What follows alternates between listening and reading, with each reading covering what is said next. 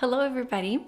So, we want to share some exciting news with you, and that is that we're having a baby. We're super excited, especially Mila. She will be having a little brother, which she's always looked forward to. We're very excited to welcome a new member to our family. We've been slowly sharing with our family and friends and on different social media platforms, and we're so excited to share it with you guys here. And I'm excited that it's a boy because I feel like it will be a good bonding experience. Mila and I have a great relationship now, but father and daughter is different than father and a son. So that's one thing I'm looking forward to, is getting to meet him and again starting to make memories as a family. I can't believe I'm gonna have a son. Like, a son. Just thinking about having a boy is just completely new. I bet, yeah. New direction in life, but also super exciting. Kind of, I feel so much pride. And your family has a lot of females, not as many males on your side, right? Yes, that's Mine right. is a little more even, but yours is definitely leans more towards females. Yes, in my family, I have me and my sister. So my parents only had two of us. My sister has two girls, and then we also had a girl. So now this is the first boy, like a few generations later, which is, exciting for everybody. We're very excited. And again, thanks for everybody for all your support. Okay, so Daryl went to pick up Mila from school, and I'm just going to chat with you about my health, about how I'm feeling. I'm also going to probably compare my first pregnancy that I had when I was 31, and I gave birth at 32 years old, and this pregnancy when I conceived at 37, and I will be 38. Well, I am 38 when the baby is born. An interesting fact is that this boy is due only 3 days after Mila's birthday. So they're potentially going to share a week of birth. I'm hopeful, not a day of birth. Because I feel so bad because I won't be here for Mila's birthday then, or, it's going to be a very different birthday. But, it is what it is. But they're going to be exactly 6 years apart, basically, at the time of the birth, which is quite a big gap. But surprisingly, I'm very excited about that because she's just such a big helper. She's just, she's 6 years old. She's going to be 6 years old at that time. I am 20 weeks pregnant right now at the time of this recording, and baby is due at the end of the February. We just had our anatomy scan, and everything is looking healthy and great, which was very reassuring. I'm sure how other pregnant women, they understand that after this period of time, after 20 weeks, you can kind of take a deep breath and start considering your birth plan and starting nesting and calculating and counting on everything else, and really planning out your life in the next few months a little bit more. Before that, it's for me was a little more like up in the air or something. I don't know why. Like nothing really would change, but this scan is more like a sinking into pregnancy period for me, where I can actually feel this is it. Like this is happening. It's for real. I know, very dissociating here, but that's just how I'm feeling right now. And I'm very happy about that. I'm starting to show much more and earlier than I did with my first pregnancy. And you guys, how exciting that we have so many SM artists going pregnant here. I know GB is pregnant kind of around the same time as Julia, it's Bliss, is pregnant as well. And they kind of do around similar time frame. And when I first heard, I'm like, oh my gosh, how awesome, so exciting for all of them. And then I'm due just a couple months after them. Also very interesting. But everybody's got their own journeys, and I'm just happy to hear everybody's healthy and happy as well. So let me talk about my first trimester a little bit. I'm in the second trimester right now. Just kind of glance over a little bit and compare the two pregnancies as well. So with my first pregnancy, I was heavily nauseous. I mean, I just remember being nauseous the whole time. And I remember I didn't record any videos because I didn't expect to get pregnant that quickly at that time.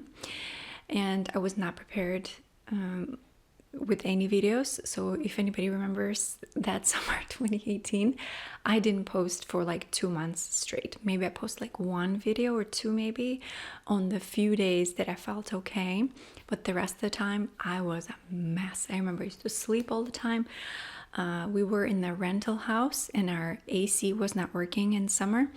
And I just remember in July we had a heat wave for weeks and I was just like nauseous, virtually naked, sitting like this in the chair, just can't breathe, blowing air on myself with the fans. And I just was so miserable, so miserable. That's all I remember about my first trimester with Mila.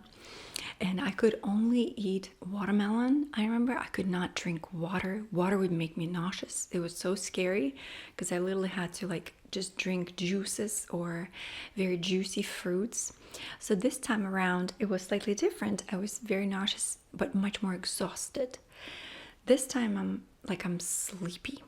I'm so sleepy. The funny story with this pregnancy is that we found out we were pregnant, so it was 5 weeks pregnant, 1 week before our travels to Michigan. And we planned this almost month-long trip to Michigan. I talked about it a lot, but if you think about it, I cannot work there, so I couldn't record anything. So everything has been pre-recorded ahead of time. So I had to work on that way ahead of time before this trip, so I could have enough stuff to post, and it all had to be edited and uploaded and ready to go out, scheduled out. So I had to do all this double work for vacation, which is normal. Everybody works harder before and after vacation, I think. But the thing is that I kind of pushed into my creative source as much as I could just before that, and it worked out so well in that sense, because I literally got pregnant, turned positive pregnancy a week before that vacation.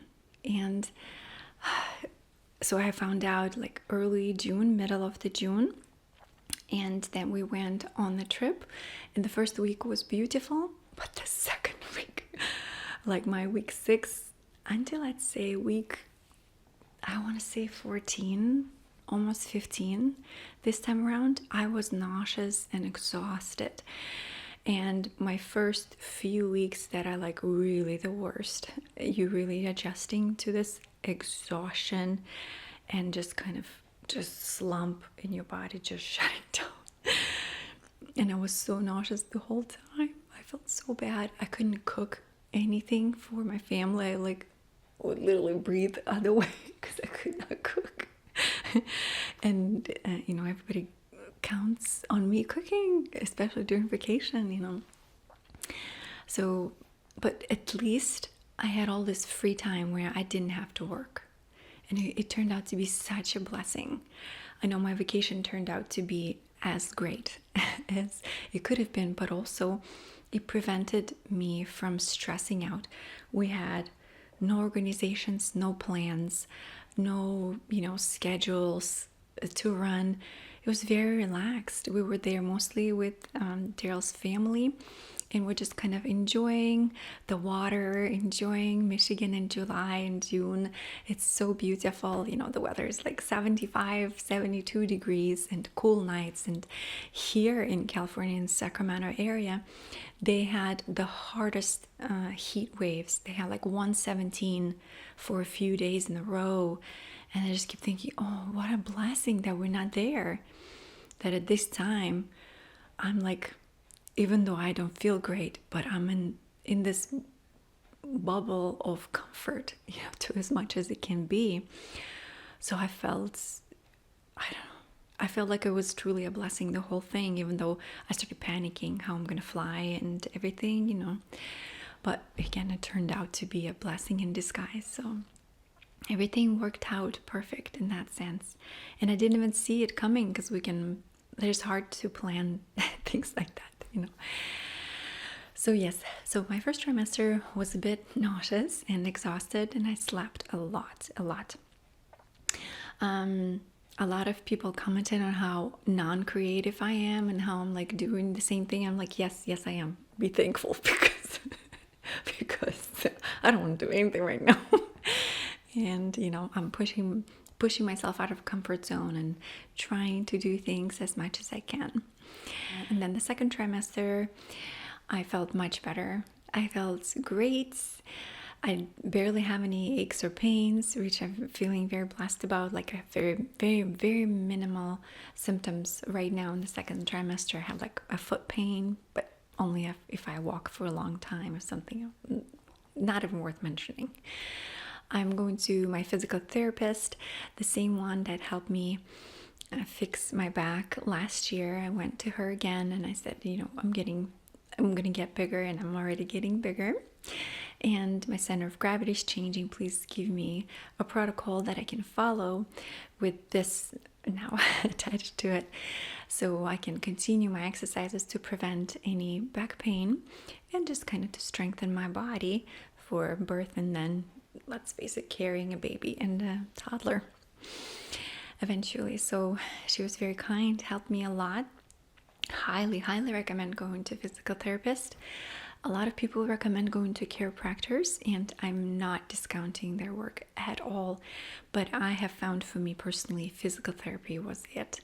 It's the strengthening of the muscle versus trying to realign something, and naturally progressing yourself in your own body, kind of being more aware of how you move, of what muscles need more work done, so it's more balanced body overall.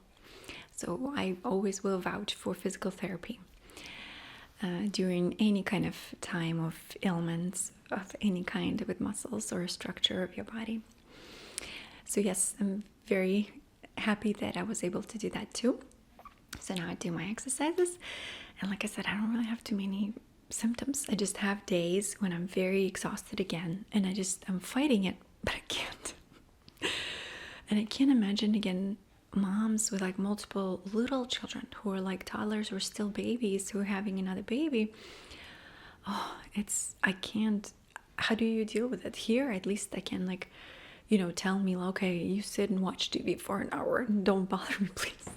Or tell Daryl, please, please take care of her. I'm so exhausted that I can't deal. Like I'm literally staying like drunk like this, like passing out. So I have to go lay down for a nap. And, I'm so blessed to do that. I can't imagine again working full time, or maybe even working a few jobs. It blows my mind that women do that every day. So yeah, that's where I am right now. I'm definitely, again, like I said, I'm showing earlier this time around. I'm doing my best to watch what I eat. And I'm trying to slowly gain weight and not gain more than I have to gain. It is very important for me. I know it's not important for a lot of people. That's fine. For me, it is very important not to gain too much during pregnancy. I would like to repeat the same thing that happened with Mila, where I gained just enough weight, and I felt like I was more cognizant of what I eat versus how much I eat. This time around, same thing. I focus on highly nutritious foods, and then throw in a few cravings. Versus just if I crave really crappy food, and they really don't sit well with me right now. I'm very glad that this is how I'm feeling right now. With this pregnancy, I'm really craving salty foods versus sweets, although I have my sweet tooth times as well.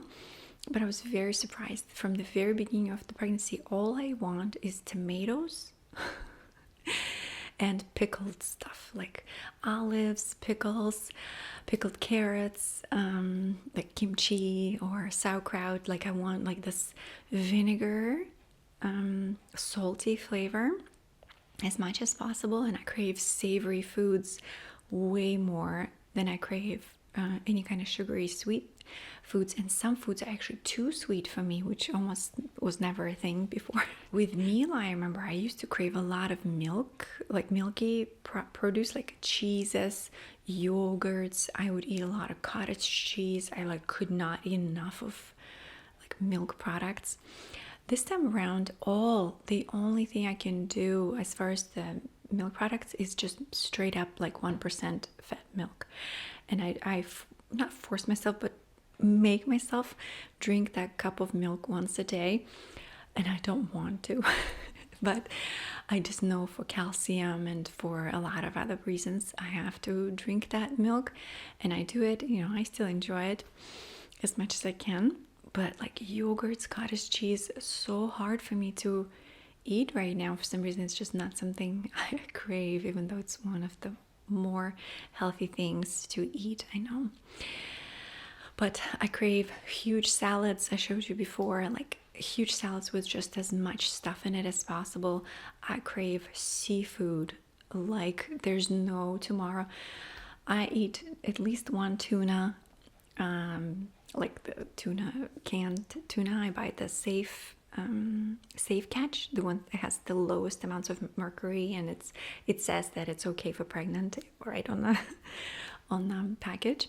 So I make myself tuna sandwiches, and I make it with pickles in it and with green onions and stuff like that. So I make a whole little mustard mixture with that tuna salad. And I really crave these big hearty salads like I showed you in the previous video and the other video. And I can smash it all day long. I don't crave as much carbs, which is very happy occasion, because I know it's not a thing for a lot of people. For me, I crave fruit, seafood, like crab meat. I literally make like tuna salad, then I make crab meat salad, then I crave like just shrimp mango salsa, and I just put it on things like on lettuce or a tortilla, and I just smash that thing. Like anything like this seafood, like I really want some right now. I'm really focusing on powerful nutrition right now. I'm reading and watching a lot of content and stuff about information about parenting and how to parent boys versus girls, because it's something that's on my mind now. I'm interested in how to just become a better person as a parent, and I think all of that comes with the territory as you're going through pregnancy. I'm kind of psyching myself up for those first few months of having a baby. And I know there are women who are just like melting into the babyhood, and it's just the best time in their life. I have struggled with the first couple of months. I heavily struggled with the first couple of months, and that's probably one of the things that kept me from having another child, is just remembering that first like almost a year, I'd say, and just how jarring and how different it was, and how I just did not expect my life to be that way. And I should even say it's not because of the baby, but because of my reaction to everything. And as I grow older and as I'm going through more self-acceptance and self-awareness and self-discovery, I am realizing some of my patterns, and perfectionism, plays a big part of it, and my expectations are set high because of it as well. And it's something that I'm dealing with and I'm aware of, and I'm trying to pinpoint for myself and work on that as much as I can. And that is the reason kind of why we even started considering a second chance, because I've been doing so much work on myself and I'm so proud about it. And I see a big change in how I react to life and things. And I talked about it a little bit before, but a lot of people have noticed that I care less, and that comes with that territory of self-acceptance and self-awareness, is that you start caring a bit less about other people, and people don't like that. But that's just it comes with the territory of self-acceptance, right? And self-protection in that sense. So do you remember that one video I made on this vlog channel here? And it was like June 2022, and I did a venting about political correctness, and I talked a little bit about not wanting to have a second child. And honestly, it was after that video, then I was rewatching and editing it, and it's one of those things I'm like, why did I so strongly react to that thought? Why was it such a no, kind of don't even come at me with that question? And I started kind of thinking about that. It was kind of behind, in the back of my mind. I just kept thinking, why am I like so strongly against even considering having a second child, you know? And at first I was thinking something was wrong with me and blah, blah, blah. Like we always go, right? You go in your head and you think it's just my fault, I'm broken or whatever, something's wrong with me. But then again, as I started realizing more and more throughout the time, so it took me a few months after that to kind of realize that it's just the fear of, again, not being in control once again. And then once I passed that thought, I started to think, do I actually want another child?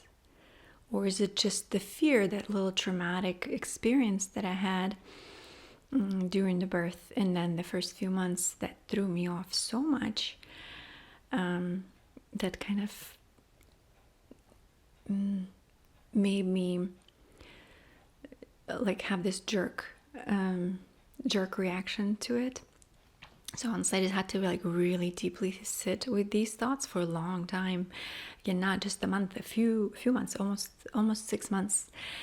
And then one day, I was having a dream, and I know it's a little out there, but sometimes some things happen, even if it's like just a silly thing, if you think about it, right? But it becomes like sort of a sign and almost like a release. So my sign of that was of kind of this acceptance of even the thought to have another child was that I had a dream one time and I was sleeping, and I remember it's a very, very vivid dream for me even till this day. I was sitting in front of the window looking out, and I look and I see there's a little baby sitting right outside the window, like on the windowsill outside, and just kind of looking at me like this. And I was like, oh my goodness, Mila. And Mila's next to me. Mila, there's a baby. And we're like opening the window with her and like pulling that baby out. And I'm like looking at the baby, and the baby's like looking at me. And I'm like, oh my gosh, that's my baby. Look, Mila. And she was so excited. I was excited. And I just remember that holding that baby and that sensation like, oh, that's my baby. And like my family's behind me with me. And I don't know, in that moment, like I get chills thinking about it. I know it's just a dream, you know, everybody dreams about it. But in that moment, something clicked in me, and it was like an acceptance that this is actually what I do want. And I'm allowing it and welcoming it, and I'm accepting it.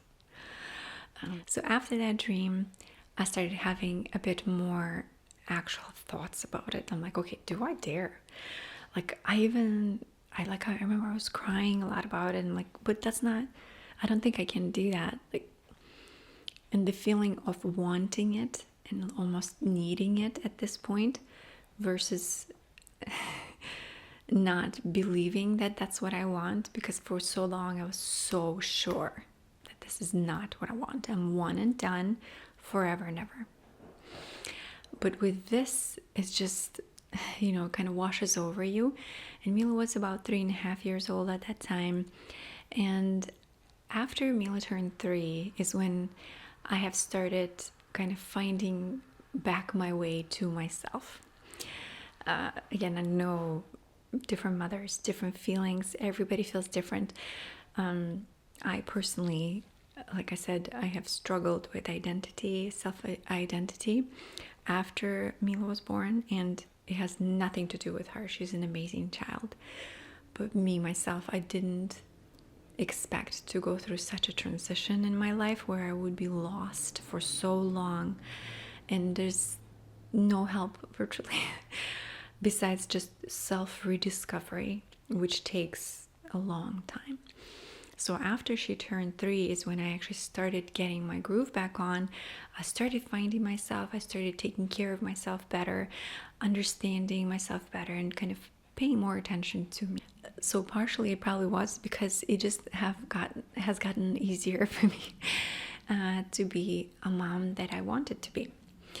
And then again, my daughter was growing up to be such an incredible person already, and I kept thinking, wow, we made a really good kid here, Daryl. Like, we did a good job. And not toot my horn, every parent thinks that way, but I was so overcome with pride oftentimes. I'm like, wow, we have something amazing here. Maybe we can do it again. And I didn't tell Daryl for a long time, for a few months after I've had this realization and these dreams. And I think the most breaking point for me was when I was having my period, right? And I would start crying that I'm not pregnant. And the funny thing was that we were not trying to get pregnant, so it wouldn't really happen unless there's like incredible miracle happening. But my body was reacting very strongly, and I would actually like almost weep with every coming of my period that I'm not having a baby again. And I don't even know if it was my brain or my body screaming for it. It was the weirdest period of my time that for like 3 months, I'd say, or two to 3 months, literally would happen every single time. And this logic and emotion would just like start fighting each other. And after a while, I told Daryl, because it wouldn't go away.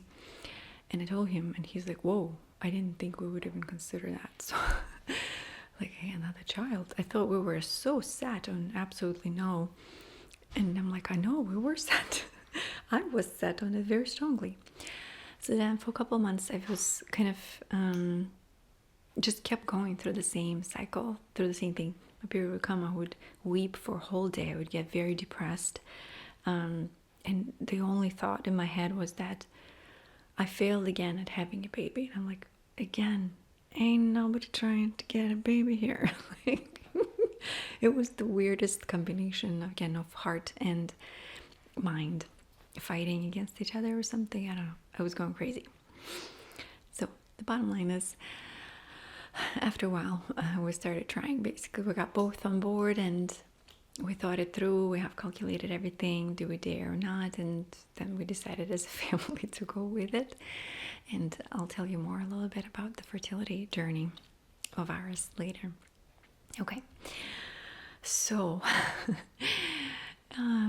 you guys, this is it. Thank you so much for listening for so long. This video is incredibly long. I really was trying to do like a 10-minute video, but I think I'm just so excited to share with you and to talk about it. And you guys are listening so nicely. Thank you. So thank you again for being here for me, for my family. And thank you for supporting me and for all of your beautiful messages and wishes. I feel very loved, and this baby is already feeling very loved, and we feel very excited to welcome another member to our family soon, in just a few months. So again, I'm 5 months pregnant right now, and baby's due in February. So I'll make a couple more videos about pregnancy potentially, but not too many. And I'll see you soon again. Thank you. Bye bye.